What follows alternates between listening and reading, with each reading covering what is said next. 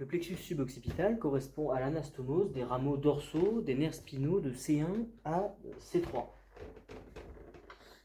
Sur une vue postérieure, on reconnaît la supériorité en haut et la latéralité droite à ma droite, et on voit apparaître sur cette vue schématique de la région suboccipitale le foramen magnum de l'os occipital qui livre passage à la moelle allongée, latéralement les condyles occipitaux, et encore plus en dehors les processus mastoïdes des os de l'os occipital, palpable en arrière de l'oreille. On voit apparaître la protubérance occipitale externe et les lignes nucales supérieures et la crête occipitale externe et les lignes nucales inférieures.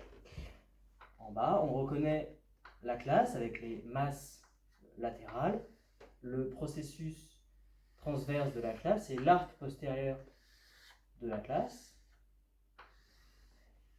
L'arc postérieur étant marqué à sa partie médiane par un renflement postérieur, c'est le tubercule postérieur de l'arc de la classe. Articulé sous la première vertèbre cervicale, vient se placer la deuxième vertèbre cervicale, C2, l'axis, qui présente en arrière un processus épineux bituberculé. Latéralement, on peut le représenter schématiquement, ces processus transverses.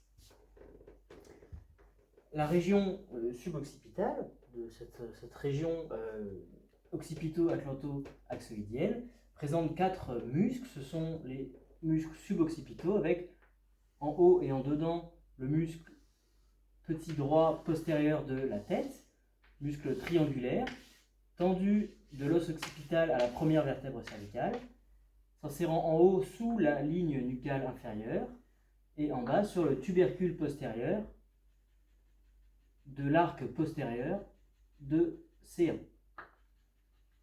En dehors de ce muscle vient se placer le muscle grand droit postérieur de la tête, tendu entre l'os occipital et le processus épineux de la deuxième vertèbre cervicale. Ce muscle triangulaire prend son origine sur l'os occipital en dehors du muscle précédent, sous la ligne nucale inférieure. Il se porte obliquement vers le bas et le dedans, et il se termine sur le tubercule homolatéral du processus épineux de la deuxième vertèbre cervicale.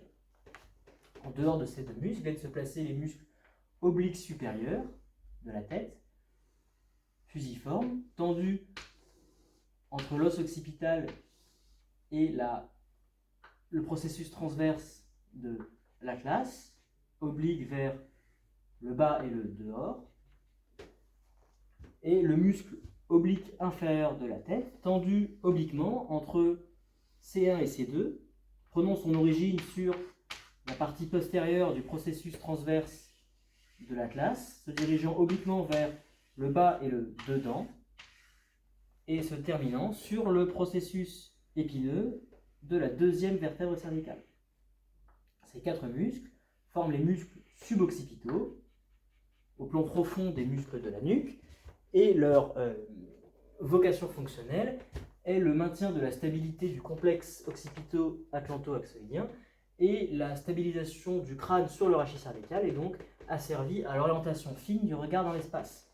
On voit apparaître entre le muscle grand droit postérieur de la tête en dedans et les deux muscles obliques de la tête, supérieur en haut, inférieur en bas, un espace triangulaire, c'est le trigone suboccipital,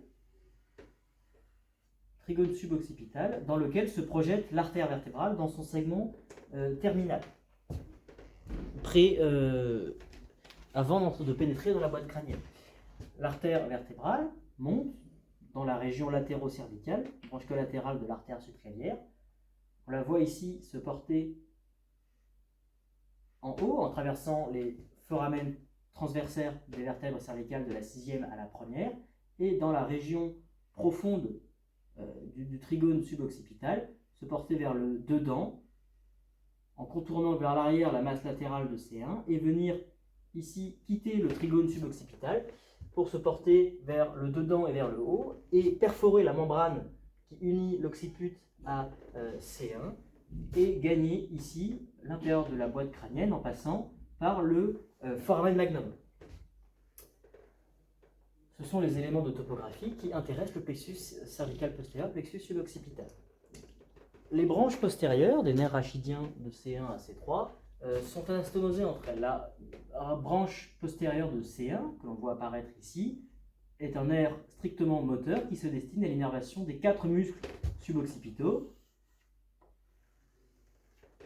Petit droit postérieur de la tête en dedans, grand droit postérieur de la tête légèrement en dehors, et les 2 muscles obliques en dehors. Branche postérieure de C1. C'est le nerf suboccipital. Il donne également un rameau communicant anastomotique avec la branche postérieure de C2 qui contourne le bord inférieur du muscle grand oblique inférieur de la tête, branche postérieure de C2 qui contourne le bord inférieur de ce muscle et a un trajet ascendant récurrent vers la région occipitale. Ce nerf, la branche postérieure du deuxième nerf cervical porte le nom de nerf grand occipital décrit par Arnold, en opposition au nerf petit occipital, branche collatérale du plexus cervical superficiel. Ce nerf grand occipital décrit par Arnold a un trajet ascendant récurrent et il perfore le muscle trapèze proche de son insertion sur l'os occipital, et il, en perforant ce muscle, vient se placer sous le cuir chevelu et au-dessus du muscle occipitofrontal et de la galéa aponeurotique du crâne, et il se termine dans l'épaisseur du cuir chevelu au niveau du tiers postérieur du crâne. Ce nerf, sur son trajet, innerve les muscles suboccipitaux, innerve le muscle trapèze et les muscles de la région de la nuque, et est sensitif pour le tiers postérieur du crâne dans la région occipitale, en dehors de la région occipitale médiane. Les branches postérieures de C1 et de C2, nerf suboccipital, nerf grand occipital, sont unies par une anse nerveuse anastomotique. Enfin, le troisième nerf cervical d'une branche postérieure, qui est le nerf troisième occipital, qui a également un trajet récurrent, qui contourne le bord inférieur du muscle oblique inférieur de la tête, se porte vers le haut et vers le dedans, passe en dedans du nerf grand occipital et innerve la peau de la région occipitale médiane.